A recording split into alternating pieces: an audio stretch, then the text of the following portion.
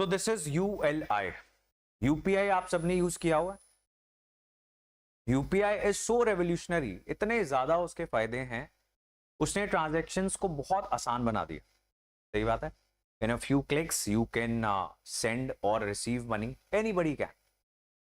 Imagine UPI नहीं है, इससे पहले का जमाना आप सबने देखा हुआ है.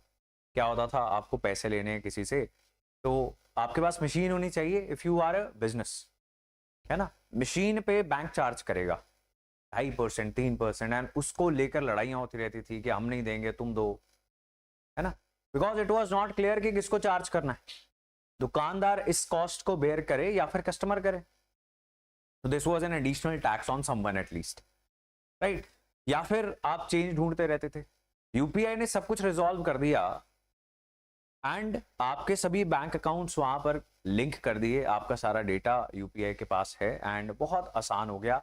गवर्नमेंट को क्या फायदा हो गया, बहुत सारी ट्रांजैक्शंस जो इससे पहले अनअकाउंटेड थी वो अब अकाउंटेड ट्रांजैक्शंस हो गई. नाउ गवर्नमेंट नोज कि ये व्यक्ति जो है इनकम टैक्स में बता रहा है कि मेरी 1 लाख इनकम है साल की, खर्चे इसने किए हुए हैं 10 लाख के. क्यों? बिकॉज यूपीआई कर दिए. Now you'll be answerable. And जिसको आप पे कर रहे हो उसको भी अकाउंट करना पड़ेगा कि भाई अब टैक्स तो देना पड़ेगा, आपने रिसीव किया पैसा. सो बहुत सारे फायदे हो गए and that is why UPI का जो रेवोल्यूशन है वो एशियन अफ्रीकन कंट्रीज ने हमसे मांग कर अपनाया. Now the next revolution is in lending, और ये भी आरबीआई की ही एक इंडियन इनोवेशन है. So Reserve Bank of India is coming up with this unified lending interface. Unified lending interface. इसमें क्या होगा, आपका सारा डेटा अगर आप शेयर करना चाहते हो, लाइक बैंक अकाउंट्स कहां पर हैं, लैंड कितनी है आपके नाम के ऊपर, लैंड रिकॉर्ड स्टेट गवर्नमेंट से लिए जाएंगे, बैंक अकाउंट्स की इंफॉर्मेशन ली जाएगी एंड ये सब कुछ, इस सारे डेटा को इंटीग्रेट कर लिया जाएगा. उसके बाद आपको बैंक के चक्कर नहीं काटने.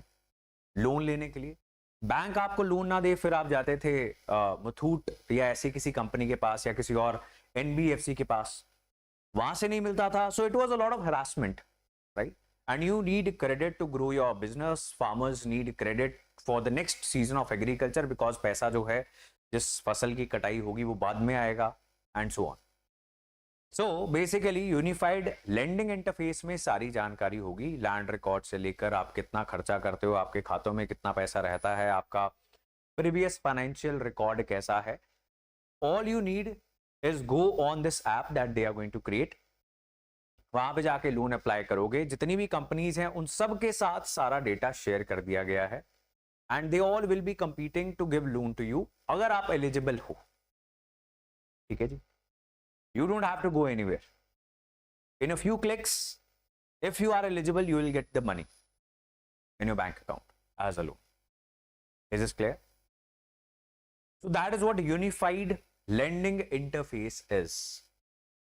अभी lenders क्या करेंगे, जिनको लोन देना है, the data from various silos. Already मैंने आपको बता दिया, गवर्नमेंट डाटा बेसेस हैं like land records, satellite imagery. अब देखो और क्या फायदे हैं इसके. किसान जो लैंडलेस फार्मर है, जिसके पास जमीन नहीं है, उसके पास कोलैटरल नहीं है कुछ रखने के लिए, उसको लोन नहीं मिलता. क्यों? क्योंकि लेंडर्स को यह डर रहता है कि इस पैसे का इस्तेमाल अगर नॉन प्रोडक्टिव यूज के लिए कर लिया गया, अगर एग्रीकल्चर के लिए करेंगे तो फिर तो प्रॉफिट कमा के वापस दे देंगे, अगर शादी करवा ली तो, isn't it? So and this happens. तो इसलिए वो लेंड ही नहीं करते हैं, लोन ही नहीं देते.